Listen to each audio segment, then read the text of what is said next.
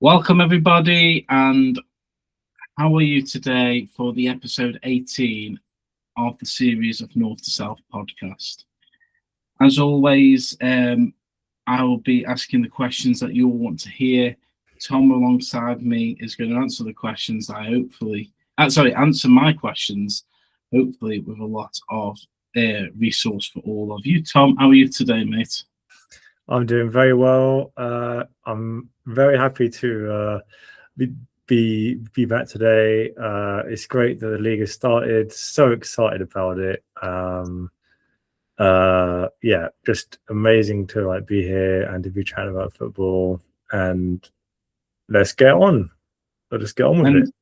Let's get on with it, indeed. And it's good as an Arsenal supporter that you are funding Mikel Arteta's transfer kitty with the official Arsenal shirt. I mean, official Arsenal. Look at that. It's just amazing. Arsenal, I didn't realise how good their collar was, really, Tom. I didn't realise how much chest it shows. But anyway, that's he's supporting a team of 120 quid towards Arteta's transfer kitty. Anyway, let's get on with the most important thing. Finally, the Premier League is back, as we've been banging on about for the past 3 weeks. And basically, opening weekend has given us plenty to talk about. Arsenal have started their title defence, or should I say title attack, as Arteta would call it, just as good as he's ever been, with a convincing win, and which we'll talk about in a little sec. Tottenham had a very surprise victory for us all, I think, after spending nearly over 200 million. And we'll talk a little bit about Liverpool's very tricky draw at Newcastle. And we're going to just go over a few of the results at the beginning before jumping into the odd game here and there. And of course, I'll give you an update on how bad Port Vale have started for the second season in a row we've been doing this podcast for. So without further ado, let's get into it. Let's quickly run, Tom, over the before we jump into the Arsenal-Liverpool games. Let's just jump into the Premier League results, and I'm just going to run down them, and then we'll just get your thoughts on them. Yeah. Obviously, Hull, the story of the weekend, I think, was Hull winning Manchester United 2-0. Manchester United, who a lot of people had in their top four, which we'll come back in a minute, so it was a huge shock. Everton, doing Everton things, beating Crystal Palace again. Crystal Palace, a very good team, that very surprising. Ipswich won, Nottingham Forest lost, and Brentford, of course, beat Tottenham. Anything from that weekend, apart from the biggest results we're going to talk about in detail, that surprised you, or that you were very, taken back by?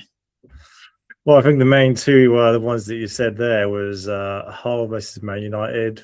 I watched that game, and I think that Hull are going to be difficult to beat at home. They're a very physical team, very good at defending, and I think they remind me of Sunderland. How they play, just that physicality, and then Spurs losing just after all those signings they've made is just pretty embarrassing, I'd say, for them. Yeah. One for me was the Everton victory against Crystal Palace. Obviously, I do Super 6, and I honestly thought Crystal Palace were going to, they've lost Glasner, but I thought they would mean to go on going into the season. And for Everton to win 2-0, I thought was, for me, it was a bit of a shock. Everton seems to be that team that have become very much like they just appear in the Premier League, and they get some victories here and there, and then they drop off near the end of the season. But yeah, it was a very tasty opening weekend. And obviously on Sunday, let's not forget Sunday, we had Brighton winning 4-0 to Aston Villa. Actually, I'm going to change my story of the weekend to 4-0 Aston Villa. I said this to you today. I feel so bad for how Aston Villa have lost all the players because they've had to sell. Wages have got more expensive because they made the Champions League. They can't recruit or bring more money in because of the FFP rules. It feels like the financial fair play rule has never been updated to allow these teams to break into the top six and stay in the top six. It seems to be, like we said last week, it favours the teams like Manchester United, Liverpool, Arsenal, Chelsea, where they've already spent all the money and then they've only got to replace a player each season. So it's a shame to see Aston Villa lose that much, because I'm quite fond of Aston Villa and whatever he's done there. And Manchester City escaped a scare, didn't they? Yeah. Watch that. No, I'm like, I watched that. Yeah, that was very. I mean, I was really praying for Bournemouth after that early goal for them to go and win it, because I put them down as my wild card as well. And so I thought that if they beat City away, then like they're like a wild card team, aren't they? But also, yeah, just actually, we've got a feature here where there's the howler of the week, and one of my players is a City player. So I'll tell you that sort of once we get to the howler. I know. I don't feel I know that's going to be, but let's save that for the end. And the last game of the weekend, as in Saturday, Sunday, because we know there's a game on tonight, is Newcastle drew at home with Liverpool, which we've got plenty on that one as well. So let's jump in, not because we'll be starting Arsenal, because Arsenal are the defending champions or the attacking champions. It was Friday night opening of the season, and Arsenal basically, well, we'll get onto how they did, but yeah, Arsenal entertained Coventry, a very proud Coventry, I must add. But it was all a little bit too much for Coventry, wasn't it, Tom? What were the best? Just tell us about that game and what were the best points that excited you, really? Yeah, so it was the first game of the season on Friday night, and Arsenal beat Coventry 3-0. Very exciting to watch the game. Arsenal dominated, really. Coventry, I think they had one shot on target, I think, the entire game. And they had another shot that was a bit wide, or actually I think they might not have even had any shots on target for the whole game. So it was a pretty really sort of outstanding performance by Arsenal. The goals were scored by Havertz, Saka and Odegaard. I think my two outstanding players at the moment for Arsenal, taking into account the pre-season and this game, are Odegaard and Solis. Solis, I mean, he has just been an absolutely incredible signing. Value for money. I think they bought him for 30-odd million from Club Brugge, and already his pace, his energy, basically like his football brain, the way that he dribbles, he goes past players really easily. It's just fantastic to watch, and I hope that he keeps it up. Odegaard's also in form. I think he's come back from the injury last season, played well for Norway in the World Cup, and he's sort of taken that taken that confidence and bringing it into Arsenal's game now against Coventry. A statement win, statement of intent for Arsenal, was saying that we are the champions and we win games. So every other team has got to watch out and try to beat us. And that's what that game said. I mean, there's two parts here. For me, it was a statement win. To see Arsenal, when you look at the scoreline, let's just have a look at the scoreline in general.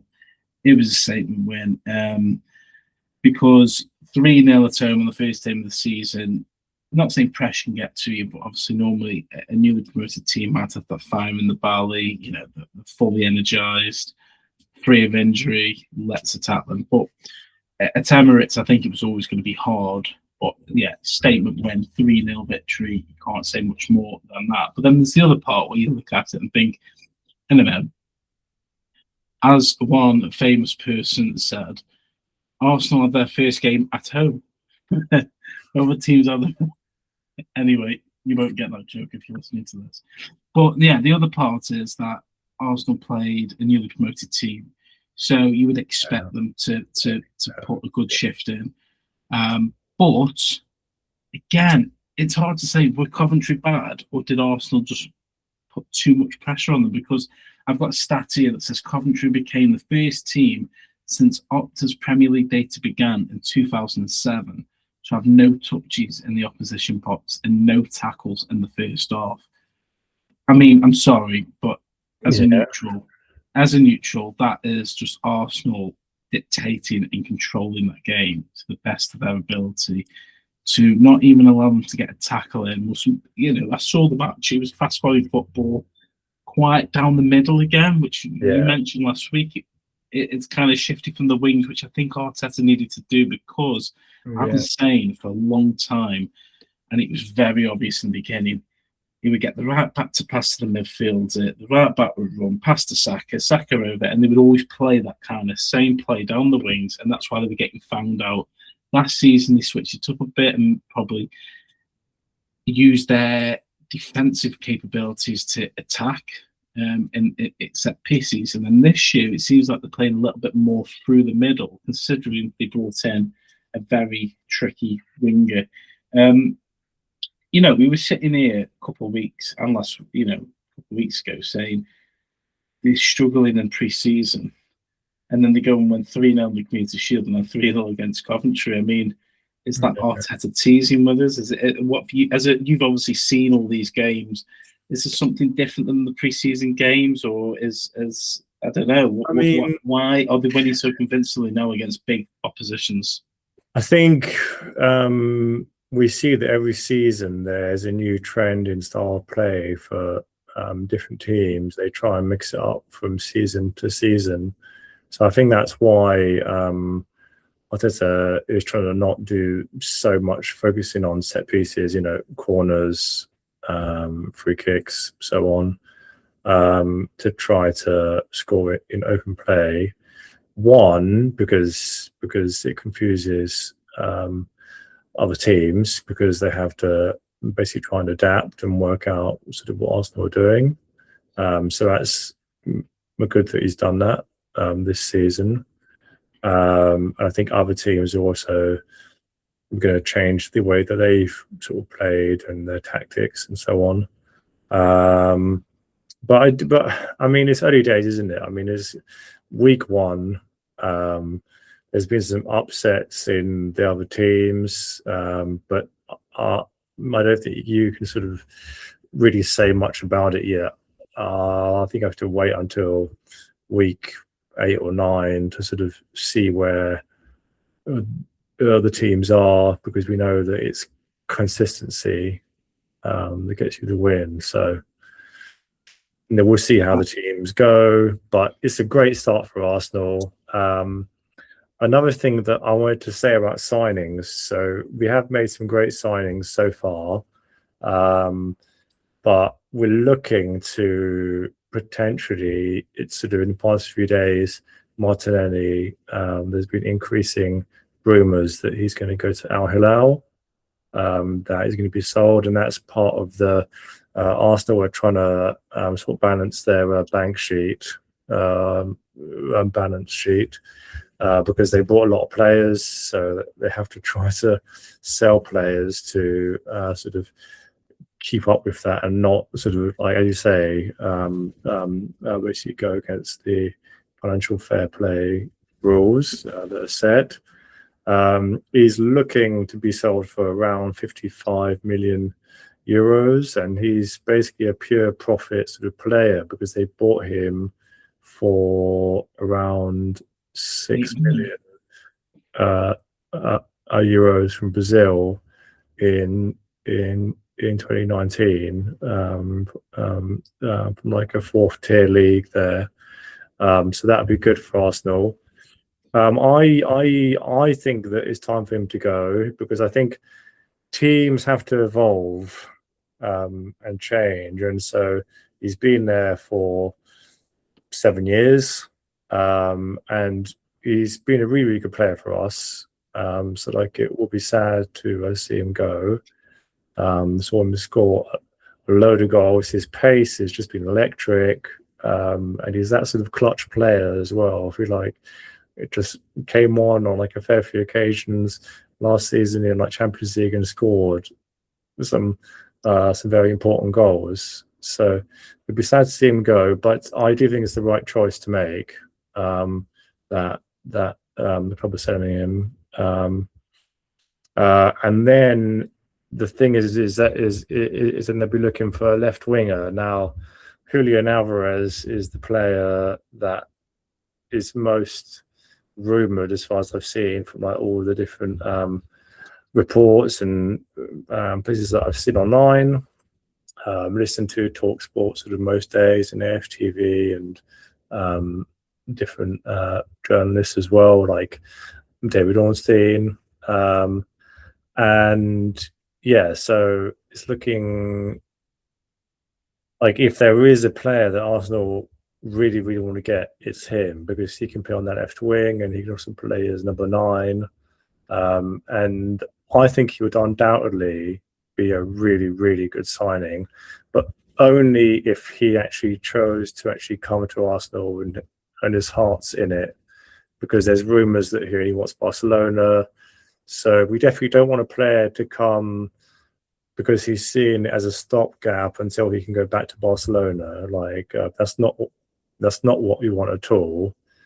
But I'm confident that Mikel, that if he were to sign him, then Mikel and the club would have made sure that that his heart's in it, and he sort of actually wants to play for Arsenal and sort of win stuff. So that's like very exciting news, but it's going to go down to like the last few days of the transfer window, because I think a lot of reports are saying that Alvarez is, and we'll try and wait until the last sort of day to see if Barcelona sign him, and then he might choose to come to Arsenal. So it's a bit of a tricky one to know exactly. Yeah, and I think Arsenal will be very careful with that one, because as much as Arteta might convince, there's a big thing with South American players. Well, not all of them, but Uruguayans, Argentinians, who they could play for the biggest club in England, but they always want to move for something bigger. And we've seen it with Carlos Tevez. We've seen it with Luis Suarez. He was adamant to go to Barcelona. And Alvarez has been, he has been very vocal that his dream is to play for Barcelona. He wants nothing more than Barcelona. And I fear, like, obviously, Arsenal, I think that's actually dented his chances. I think Arsenal would have probably made that signing, or made a little bit more headway with that signing. Personal terms, kind of chatting to the player, if the player allowed it. And we're not kind of hearing that at the moment. What we're hearing is Arsenal like the player, but this player really wants Barcelona. And we saw at the weekend where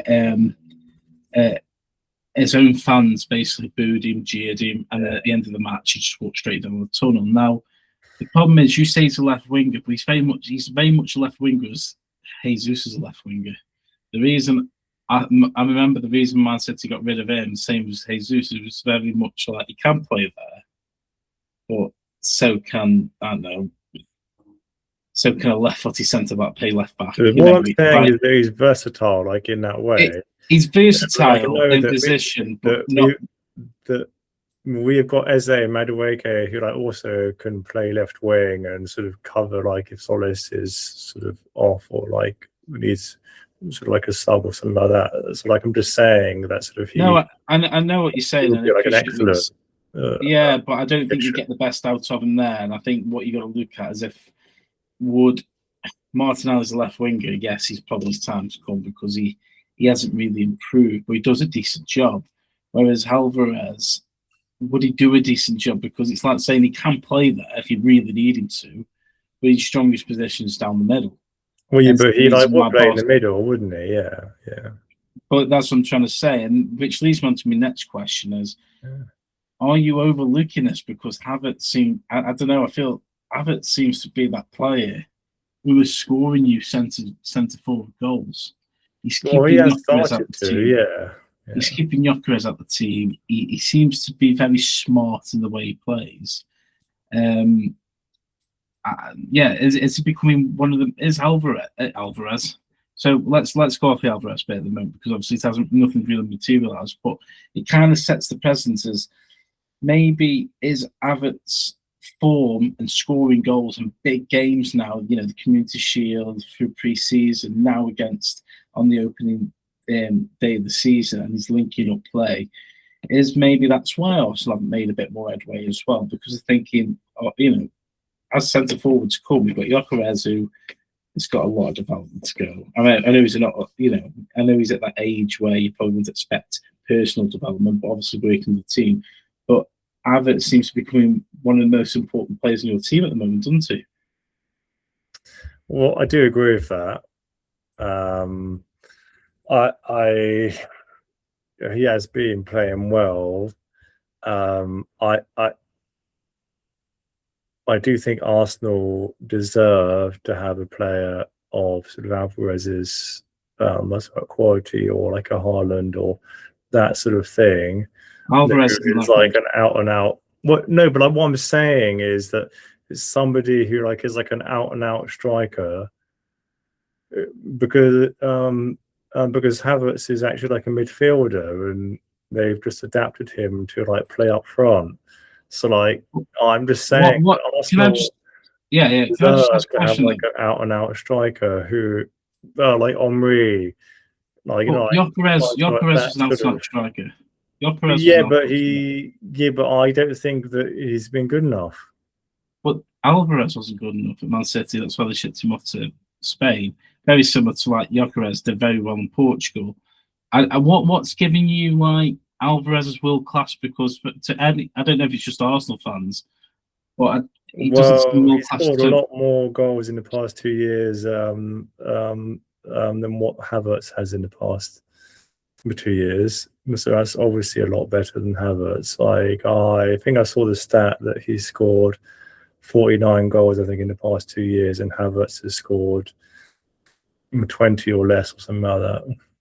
Yeah, but the way Arsenal play, so that already is like a the way Arsenal play is the reason why Gyökeres hasn't scored the same amount of goals he did at Portugal. So you could get an out-and-out striker, but are they going to get you the goals that you're expecting because of the way Arsenal play?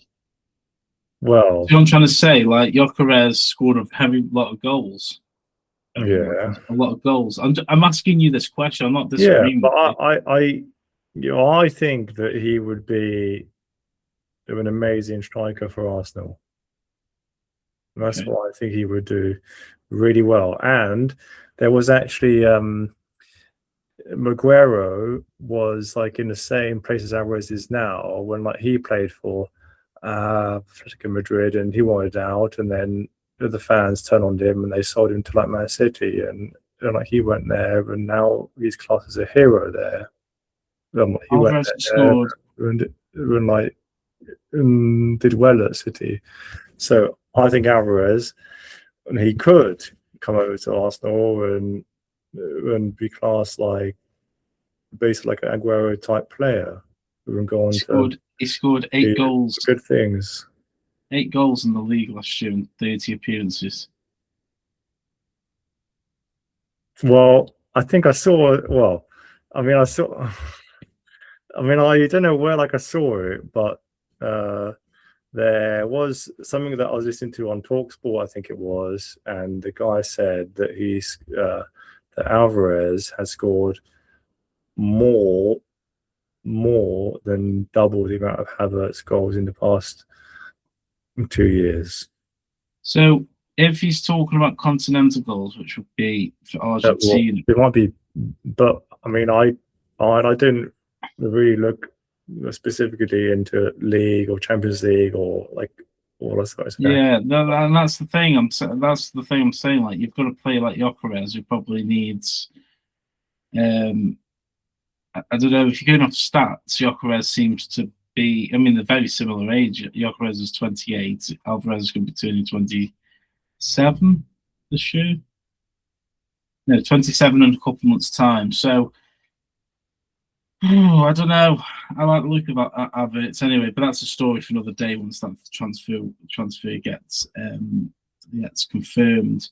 Looking ahead for Arsenal, who have you got the weekend, and are you confident? They got Aston Villa, haven't they? Like on Monday. And like after their 4-0 smashing by Brighton, I would say that we are pretty favourites confident against that. I mean, I didn't think that Villa would do well this season because they've lost a few key players. So I don't think they'll do well at all this season. And I said that from the very start. So I think that we'll beat them. I'm pretty confident. Watkins looks like it's not even looks like he's leaving. He is leaving, and so he's going to Saudi. Yeah, he's going to earn the money. Don't blame him. So he'll go to like Al Hilal as well as Gabriel Martinelli. Yeah, so and maybe that's why he's gone to Saudi. Both going to Al Hilal. Yeah, because in the World Cup, for some reason, the manager preferred to play Tony, who played in Saudi, over Watkins with a fantastic season for Aston Villa. So he's probably thinking, if I can't get the engine sorted, I'll screw in the bloody money on it. Yeah. So good luck to him. Good luck to Watkins. So let's move on, because we've spent nearly 32 minutes on Arsenal, which is more than anybody wants to listen to. I'll be honest with you. What better way to move on to Tottenham? Go on, Tottenham. How is it as an Arsenal fan seeing Tottenham get absolutely battered? It was pretty funny. Raw dog it. It was pretty funny. I mean, they were all over the place. I mean, 3-0. But Lewis Potter, like he went up and scored the first goal. Great goal. I think, just the key signings that they'd bought. I mean, I don't know sort of like what preseason games they've had, but I don't think De Zerbi has done a great job at getting them to all gel together, because they looked really disjointed, basically out of shape. They're not passing well at all. Like, it was, very poor to watch.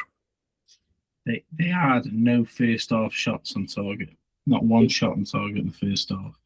And what I found is Brentford dominated, like, physically as well. Like, for Tottenham, they looked like a team, like you say, physically and fitness-wise, they just didn't look at it. Brentford just looked so much more superior to them. And you said it looked disjointed. And Thiago missed a penalty as well. It could have been a lot worse. Yeah. So their expected goals, I think I've written this down, 0.47 from that game, from a team who spent £240 million on 6 signings. And we're expecting Mamouche to join Spurs for £50 million in the coming days. If that deal is to be believed, to offset some of the money that was saved on Savinho, which is another story that we could go into for a long time. Yeah.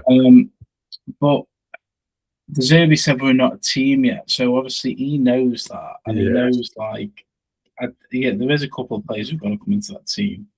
But we've been here before.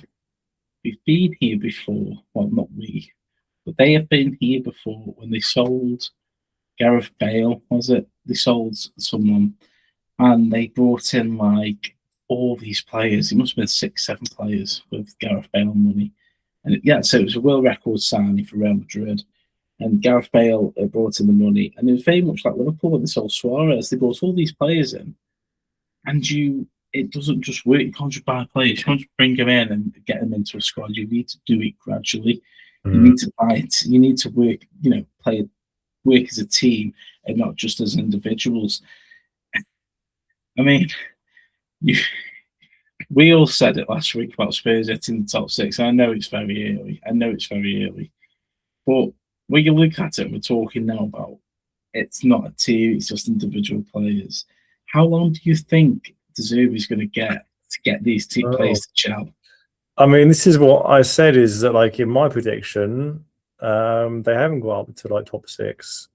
So, like, I think I'm the only one out of all of us who said that they won't get in, and like, I don't think they will. I mean, again, it's so tough to answer that question, Craig, because it's the first week of the league. So, like, a lot of stuff can happen, but like, based on the evidence,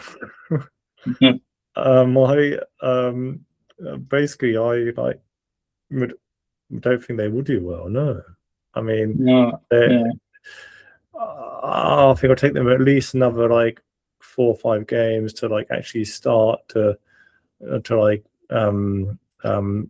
actually play in De Zerbi's way, and then they've got to then see if that works.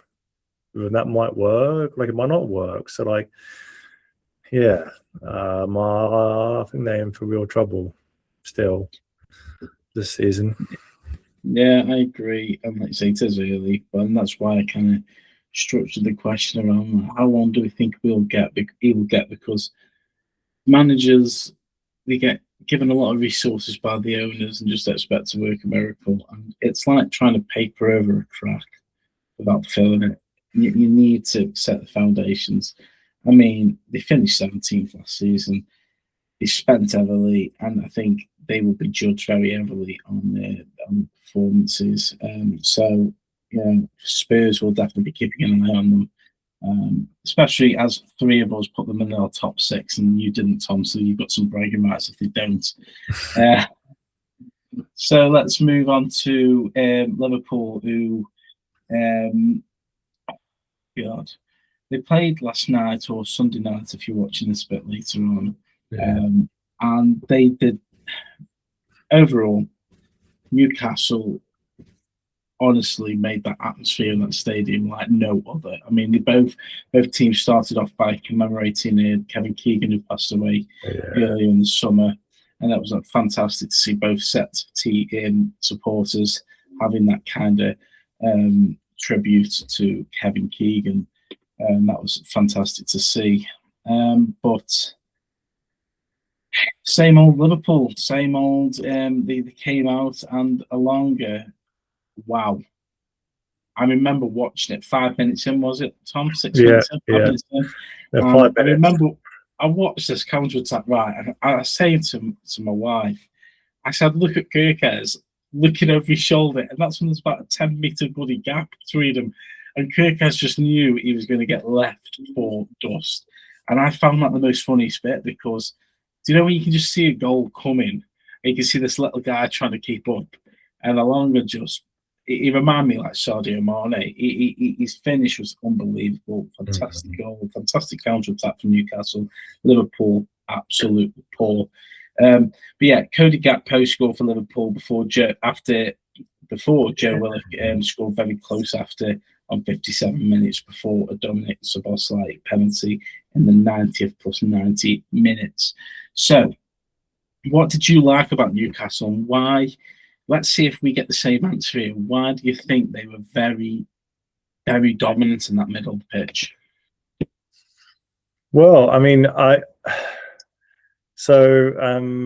was a great watch. I actually was expecting Liverpool to actually win that game because of Newcastle have sold quite a few key of their players, right?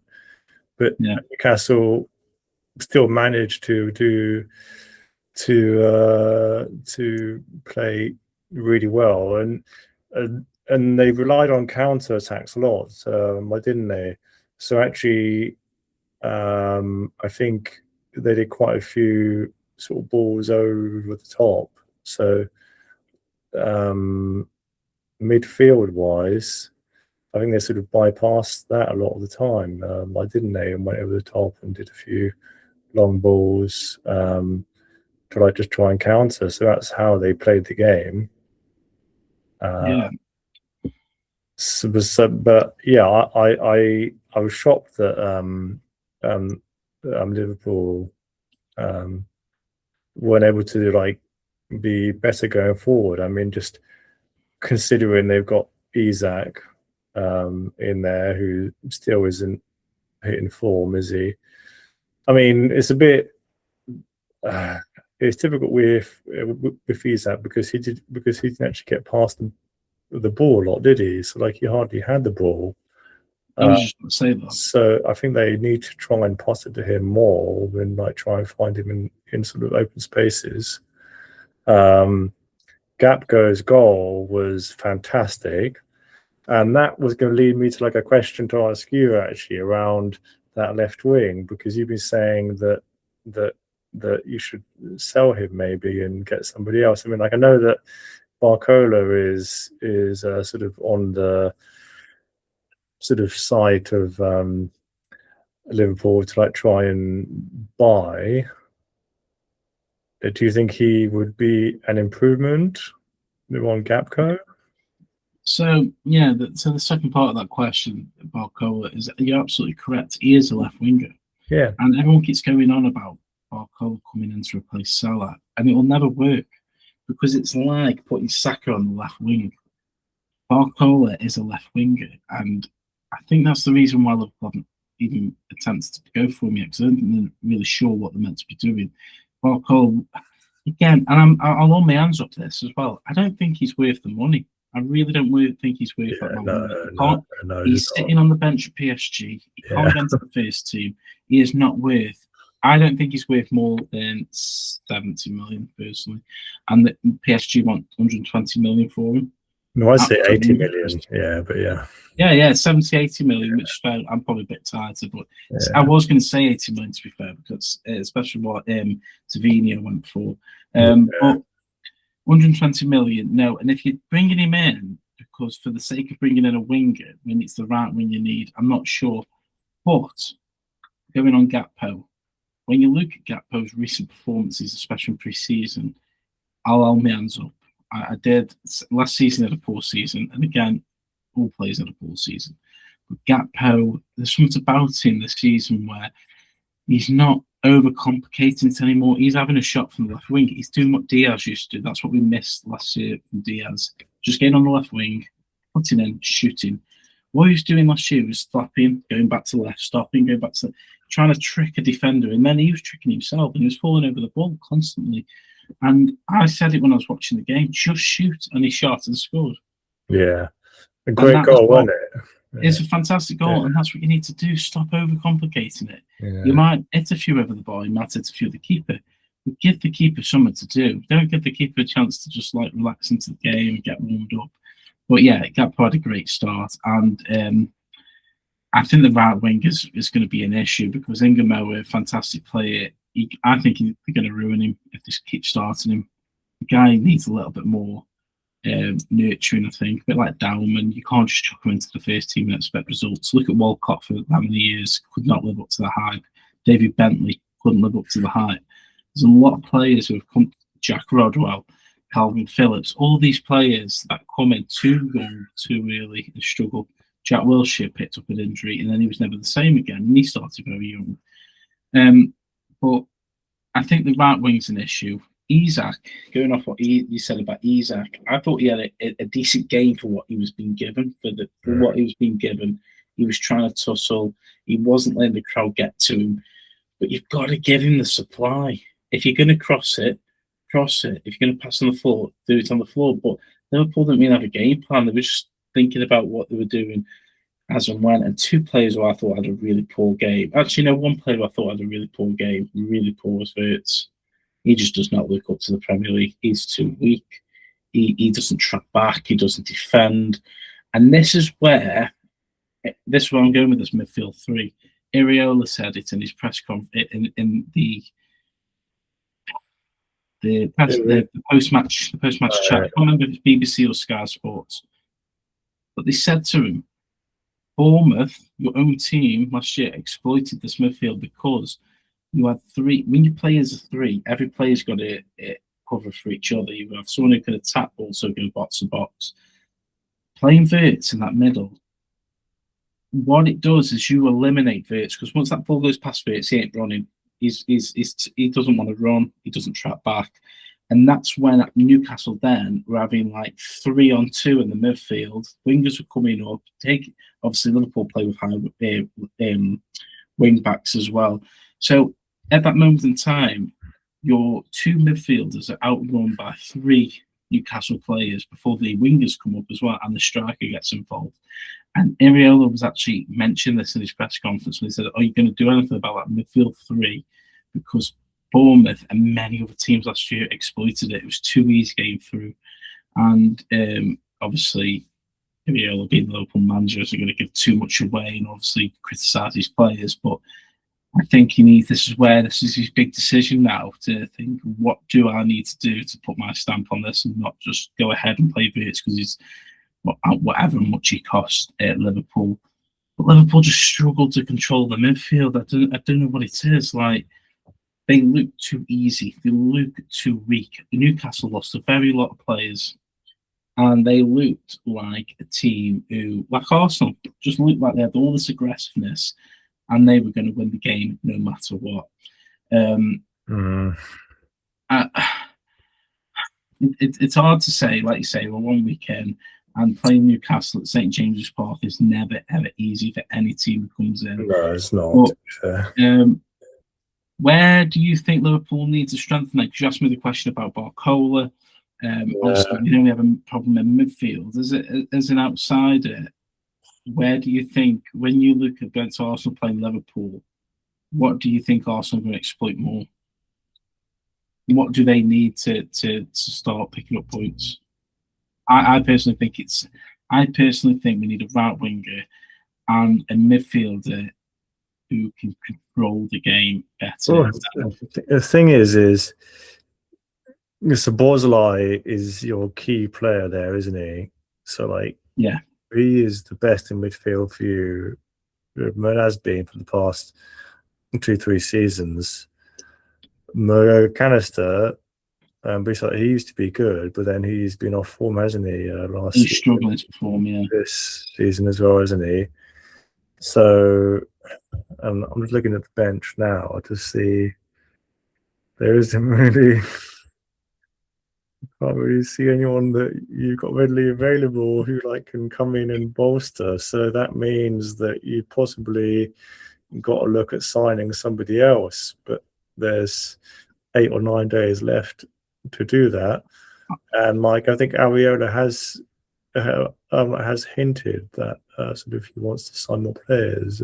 Hasn't he hinted that he wants to buy more players? He's hinted he wants to buy more players, but the longer this goes on, the more I realise. And what did I say to you? I said I wanted a manager like Glasner to come in. I said that. I want some. And what I honestly, we'll even find the clip. Wasn't that long ago? Iraola coming in will be very much like a Brendan Rodgers signing. He's very good with the young players, but he's a yes man for the owners. Glasner would say, "I need this," and we've seen that with Crystal Palace. He didn't want his defender when he made it public.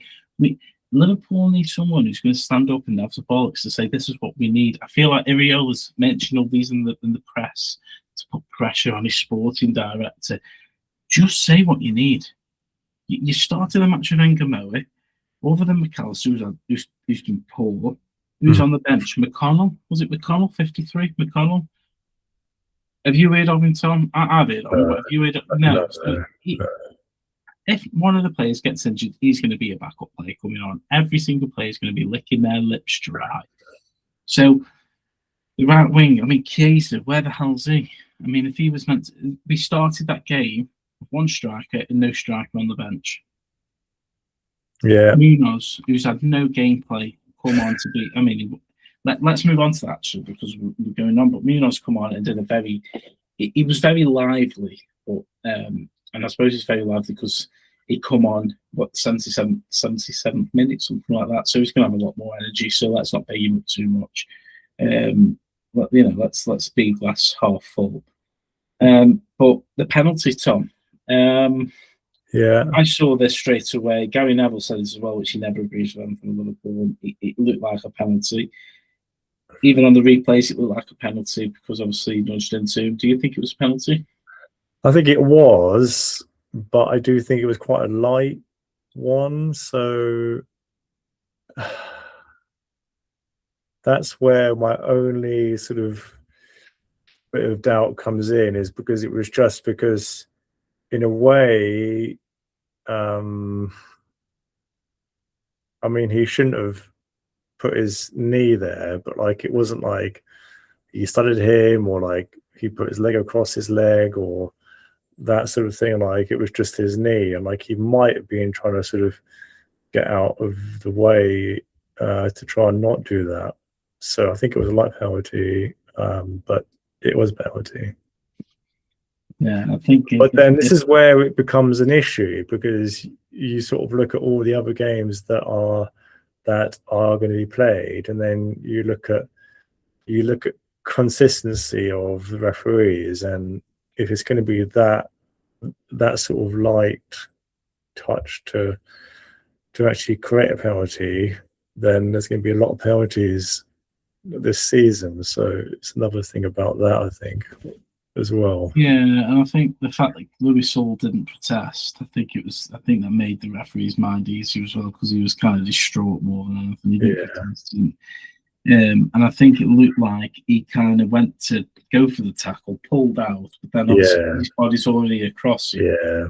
Muniz was going around him. He'd already committed the movement. I know he didn't commit the leg, but he committed the movement. Which that's why I think it was a light penalty. He was on the pitch for blocking somebody, and that's, I suppose, a similar thing. If you're going to stop someone's movement to block them, but what I noticed with this is VAR kind of just accepted the referee's point of view, and what I did like is it just went with, like, is it conclusive enough? No, it isn't. Yes, you can argue, you can debate about it. But did the player go over the player? Yes, give the penalty. I'm hoping we see much more of that this season, because even if it's against the team, we don't want to be talking about VAR each week, because it's getting ridiculous. So basically, overall, Liverpool have got a lot to do. Newcastle is sizzling, and Szoboszlai was, who's just been very recently made the second vice captain, stepped up again. He should be captain, shouldn't he? I mean, like, I don't know why he isn't captain. I mean, like, he should be captain. I mean, like, he's the only, like Van Dijk, I suppose, but like, I don't really, Yeah, and I think Alisson I just think someone in the middle, like, of like his quality, and that's why given it, I think. Yeah, that's why he's been given the. I think Alisson has been given it to him because he's kind of that leadership voice probably in the dressing room, and then it's Szoboszlai. I definitely think Szoboszlai is captain material. Quickly, Tom, let's talk. I want you to talk about your beloved Lille, who won 2-0. Angers, is that correct? Yeah. So, and first and foremost, so Angers, sorry, and first and foremost, a former Arsenal player scored. Yeah. So that was great. So Olivier Giroud scored for Lille. So he actually joined Lille last season and played really well for them. It was a pretty great goal. He shot it from outside of the penalty box. He was left in far too much space, and he just took his chance and scored it. A great low shot in the corner of the right-hand goal. And then Santos, who is a great young player for Lille, then scored another, and he nearly scored another one, like the third one in the game. So great result for Lille to start off the game. So yeah, they're third in the league after that sort of first game week. So that's pretty good. And they were very PSG, so that's good. Yeah, they were very dangerous in the first half. Obviously, got the goals, and then what I saw of them in the second half, they kind of protected the lead, defended the lead, Yeah. and it obviously did a very good job of that. Is that something I don't know a lot about Lille, but is that something is it? Who's the manager? Is it David Ancelotti? So it's Ancelotti. So he's a new manager this season. So he's just started this season. So that was his first game. So a pretty good start from him. And we'll see how they go going forward. A big loss that we spoke about last week was Boyadi has now officially had the medical, or like he's going to have the medical at City, and he actually was not part of the squad for that reason against Angers.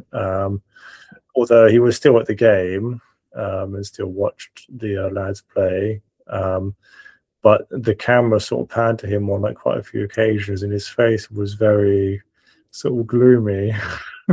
So like, I don't know if that was because he felt a bit sort of cut out of the team, because like once they go, or like that sort of thing. But very sad, because he's a very good midfielder, basically as we said last week. But I'm sure that he'll do well at City, and I wish him all the best.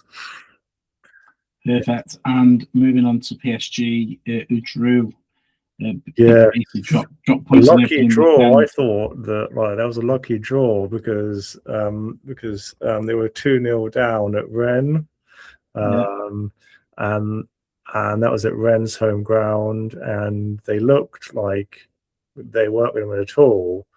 But then it just shows as to these massive clubs that have got so many players that basically they can sub in. So they subbed Fabian in, and then they subbed Torres in, who scored that goal against Argentina in the World Cup, and he was on fire. I mean, like, honestly, he came on for PSG and was so good. Like, basically, all his touches were good, and like he scored both goals, I think.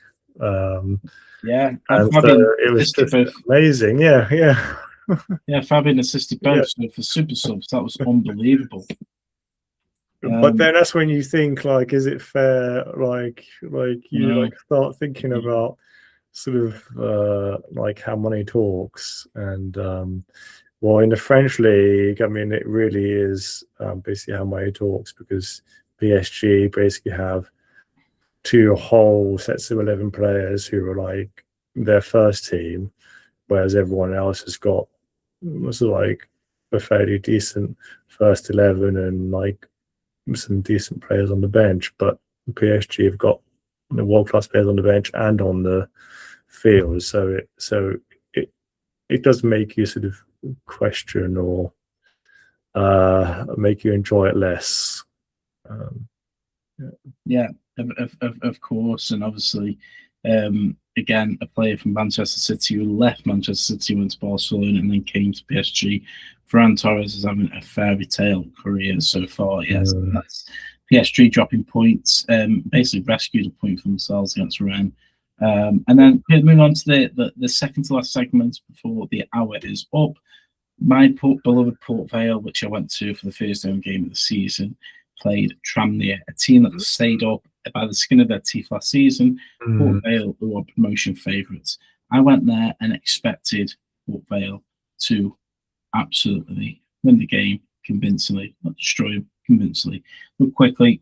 In true Port Vale style, Port Vale went a goal up with a penalty with George Byers, and then before Tom Ince, former Liverpool player, scored the equaliser on 72 minutes. The most embarrassing bit of that game was Tranmere's only goalkeeper got injured. They didn't have a backup goalkeeper on the bench because the backup player was playing the match, and a defender went in goal. Port Vale didn't even score against a defender who, I tell you what, he did 2 good saves. One was at him, but he didn't lose composure. And the second one, he came out and punched that ball away. For me, Tranmere deserved a draw after that match, because look, Port Vale had no end product. We are now We haven't scored a goal in open play in 3 games, which is absolutely concerning. Our striker is a young lad from Wrexham again, who just can't hit a barn door. And the defender went to goals, Bobby Fortner, who put a shift in, and got quite a lot of coverage from Sky Sports. So for me, Tom, not a great opening weekend. It was nice to be back at the football, but Port Vale could be very soon be getting very much trouble if they don't sign a decent League Two striker before the deadline shuts. So is that the only thing you think they can do to try and improve is to buy a striker? I think the most concerning thing is our player of the season last season, Kyle John, who we signed from Everton. He looks like he's set to be off because he hasn't started. And when, like you just said, when a player, they don't want to get injuries, they don't want to lose money for them, keep them on the bench. He was our player of the season last season, young lad, defender, play anywhere across the back line, that kind of heart on the sleeve defender. Where's he gone? Crowsdale, our midfielder from who was part of the promotion from League Two to League One. Where's he? There's not a lot of communication coming out from the club. We need a striker. I mean, if I could attach the videos to this, the second shot on target that our striker at, I don't want to say his name because obviously I'm not a big fan of this in play so early in the season, but he's a big lad, like very tall lad, and this ball, he's chucked the defender off. He's got an open goal. Well, when I say open goal, he's got a defender in goal, and all he had to do was go boom, and he hit it towards me, and I'm in the bloody corner of the bloody stadium. I nearly caught the ball and threw it back to him. That's how far off he was. Actually, nearly went up for a throw-in. That's how bad it was. So what's frustrating is we've sold a League Two striker, Jaden Stockley, to Wimbledon because we're looking to play a different style of football, not going over the top. We then loan a player who came in last season and did nothing, a young lad from Wrexham, put him up front, who again is as tall as Stockley, and that's the way they want to play. So I'm not quite sure what's going on at Vale. I mean, the most positive thing is Enal Hernandez, who played in the Premier League and played for Norwich in the Championship, did very well for my liking on the wing. He's got 37 years old, but he still dominated that wing. But the defence, Connor Hall needs to be started for Port Vale in that defence, and we need to start getting goals, Tom. Or I'm losing my air now. That's. I mean, is the transfer window the same in that league as the league? So it closes in 9-10 days on closes at the same time. Versus September. Do you? I know that you're quite into looking at the finances of clubs and that sort of thing. And do you think Port Vale have actually got the funds to go and do that? Well, they sold Laurent Talage, the Swiss player from who did very well for Port Vale last season to Plymouth. Luckily, Port Vale put a selling clause on that. He went to Bristol City, so there was a bit of money from that as well, because part of that deal was that they paid it back and full to us. So we sold them to Plymouth and allowed them to pay the release clause and instalments as long as we put a buy-on clause on, which happened. So there's that money, and also we've got £180,000. £180,000 that were given to us by New Zealand because Ben Way went to the World Cup. So obviously part of the clause for international teams give money to the club teams when the players represent the team. So there's £180,000, and yes, we bought some players in the season summer.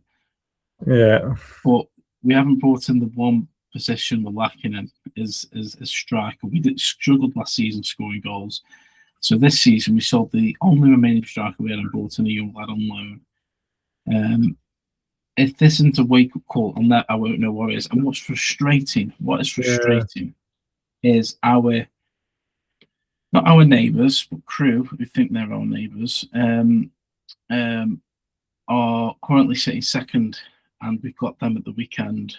With 2 games in. Port Vale are 20th, Crew Alexander are second, and we're playing them on Saturday at home. For me, that's a non-negotiable win. You've got to go out there and win. One of this drawing or losing, you've got to win. If you want to be promotion favourites, you've got to go and win, because there's going to be some harder games from Tranmere this season. That is for sure. Yeah. Well, I was just thinking about the sort of trying. I know in the league, I think a lot of the league is sort of basically sort of extortionate prices, isn't it, for sort of players nowadays? But it looks like I think some of the teams are waiting until the last few days, because then the players' prices might drop. So that might happen in League Two as well. Yeah, I mean that has been noted. So yeah, I don't know if that might happen in that league where they set the players' price at I don't know how much they cost in that league, but when they might be waiting for someone who isn't sold to then put last minute bid in and try and get them like a lower price. I mean, we did that last year, bringing Andre Graham, who was, again, I think he played 1 game in the Premier League, but then went to the Championship and destroyed, like for Watford, scored a lot of goals.